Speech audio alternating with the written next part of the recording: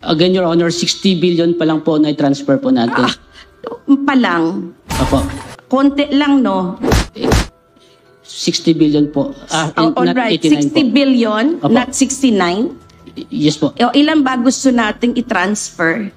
It is estimated, Your Honor. All right, so 89. what is your short answer to my short question? Your Honor, sorry, Your Honor. PhilHealth's nag-operate si PhilHealth po, Your Honor, in the year 2024. Did it help PhilHealth's financial condition?